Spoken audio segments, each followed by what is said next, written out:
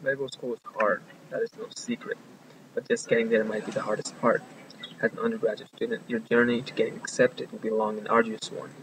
Only about 30% of any applicants get in, leaving the other 70% in the dust. Being at a rigorous school like Georgia Tech will make that journey a bit more difficult, but also far more interesting. The unfortunate part is that for many applicants, the decision has to be made early. Thus, it is best to start volunteering at hospitals early on, as well as looking into shadowing doctors to decide if the medical path is for you. These activities will give you a great idea into what being a doctor is like and whether or not you are fit for the medical profession. Whatever your major, make sure you schedule in your required pre-med classes. Most colleges require basic sciences, but some colleges have different opinions on things such as AP credit and what is quote-unquote an acceptable amount of humanities. This requires research on your part beforehand of your possible medical school choices, so plan accordingly. Make sure you pay attention in your pre-med classes and understand the fundamentals well.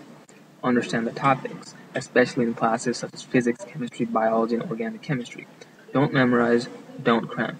Knowing the stuff now, as opposed to, say, cramming it 2 or 3 months before the MCAT, makes it so that you study less for the MCATs and do better at the test to boot. Academics is only half of the battle. Medical schools look highly upon students who are considered well-rounded and are unique. Go out there then, find what your interests are, and do them with a passion. They don't necessarily have to be medically related. Acting on your passion will set you apart from thousands of other medical school applicants, which is a key pillar in getting noticed by admissions officers. Clinical exposure and research are considered the bread and butter of most applications. Most medical schools look extremely favorably on the candidate who has some sort of exposure to the medical field. Shadowing doctors, volunteering at hospitals, and doing research will help bolster your chances of getting in immensely. Some go as far as becoming part-time EMTBs during breaks or weekends even. Prospective students will also have to do well on the MCAT, the medical college admissions test. Similar to the SAT, the MCAT tests in multiple subject areas as the sciences as well as some verbal. Most students prepare for the MCAT months in advance, finding numerous aids along the way. Thus, time your MCAT with a less stressful semester to save more time for studying.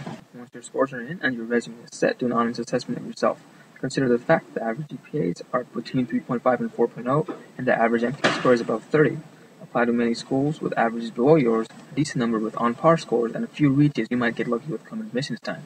Also, applications are expensive, $100 or so per, so make sure you save up some money come application time as well.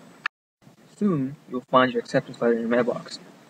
Well, 30% of applicants anyways, and hopefully 100% of the people who read this PowerPoint. For those who made it, pack your bags and buy those plane tickets. You've achieved a feat that very few have ever accomplished, and you should be extremely proud of yourself and your accomplishments.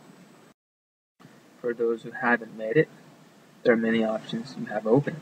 You can do post-baccalaureate programs where students with a bachelor's degree can retake some certain classes to help boost their GPA. Others take a year off and travel the world with a Peace Corps. Some also choose to do their master's in public health or physical therapy and then apply to med school afterwards.